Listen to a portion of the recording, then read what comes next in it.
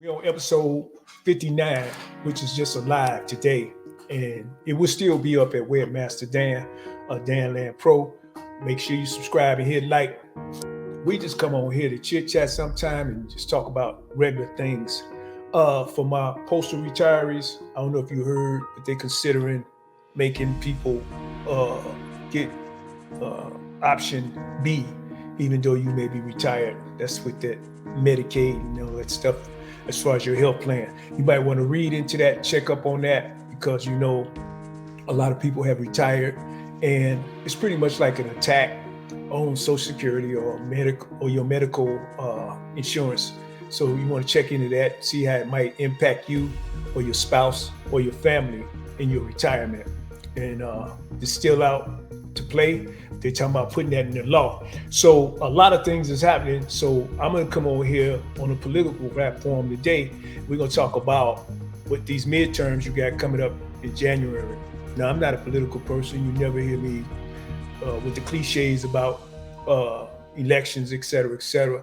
However, I am a strong believer that you should know what some of the issues are as far as those things that impact and affect you, whether it's postal retirement, whether it's being an African American and the different laws that's on the table or being proposed to your benefit or not, whether it's some of the promises that politicians might make to you during their campaign strategies or their campaign runs, what you have in writing and what you don't have in writing has a lot to do with when that time comes.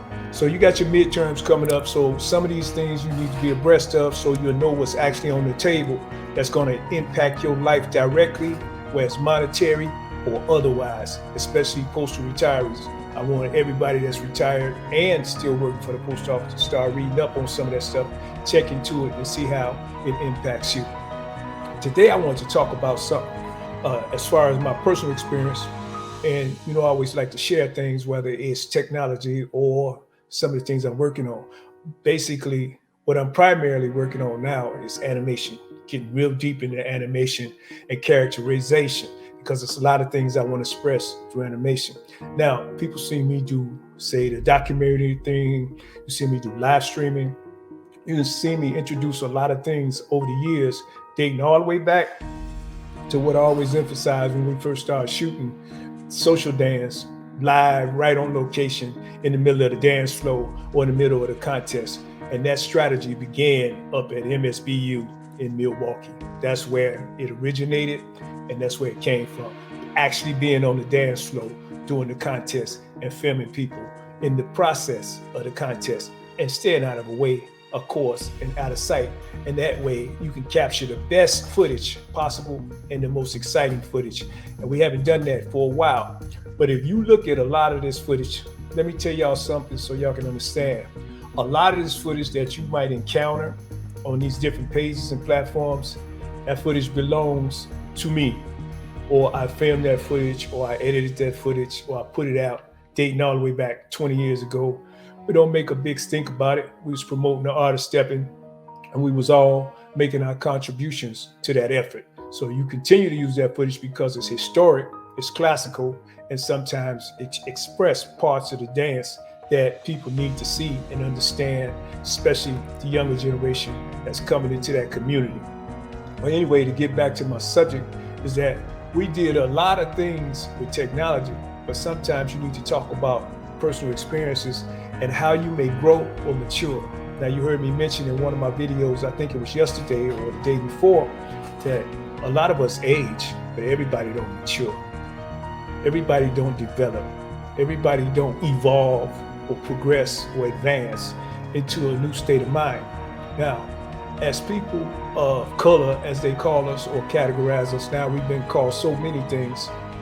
We got to start understanding one of the big addictions around the world right now is fun.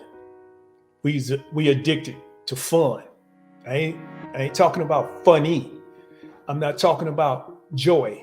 I'm talking about fun, because fun is extremely expensive. It's very expensive.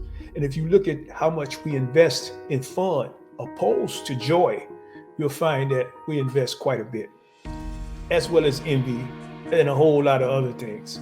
That's up for you take that process, that let it marinate, and think about it. How much fun really costs you? How much fun really costs people? How much fun really costs generations? Now, I'm never one to get on here and act like my life is peachy cream. I know your life ain't peachy cream. I ain't on here pretending.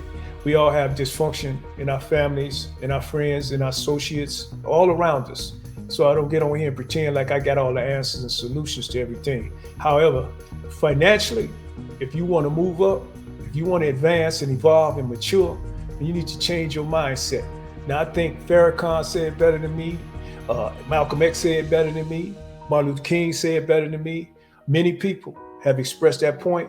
Dr. Boyce said it better than me. Dr. Anderson said it better than me. A whole lot of people say it better than me.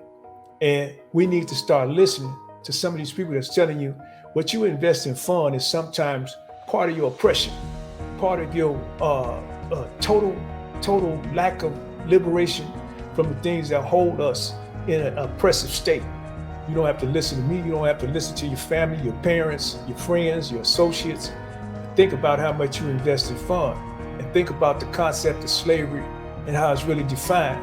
And when you work all week or every 2 weeks or every month or run your business or whatever it is, and you generate your finances and your profits, you can spend them as you will.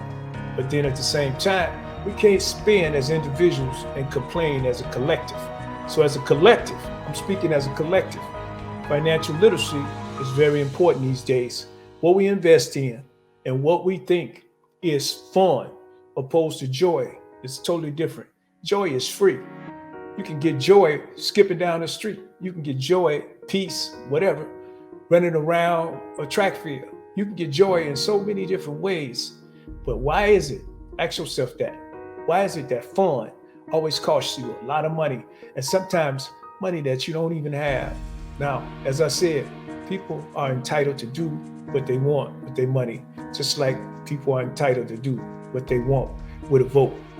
Don't you find it strange that a lot of people vote as a collective, as a group, as a body, as one, and a lot of people spend money the same way? Ask yourself, why come you never do? Hey, I ain't here to preach. I'm here to share, and I'm gonna continue to share. The last thing I'm gonna share with you, don't get followers and likes confused with respect or love or profits or gains or elevation or progress. See, some people will pickpocket you before your body hit the ground if you pass out in some of these places. That's a fact. Before you hit the ground, they're in your pocket, taking your watch out. So be careful what you think followers mean and likes mean and all of these things that you find on social media or in some of these platforms or in some of these situations where you're having fun. Hey, that's my take on it. I'm gonna continue to do what I do. Like I said, I don't preach. I ain't here to be condescending, self-righteous. I got so much dysfunction that surrounds me on a daily basis. I have to pray real hard sometimes to deal with it. But I like joy and I like peace. I've invested many years in fun.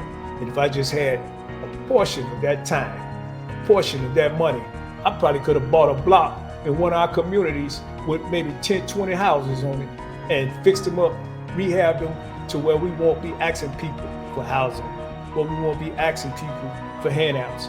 So you can't have fun and then ask somebody to give you money to cover the responsibilities of what you should be covering, whether it's a collective political block, religious block, or otherwise. Like I said, I'm gonna shut this down. This is episode 59 for today. This is episode 59 in my 100 videos in 100 days. My name is Dan Land Pro. Make sure you go over to Webmaster Dan, Dan Land Pro, YouTube.com. Hit that subscribe button. In the meantime, ask yourself, how much is fun really costing you and your people? Peace.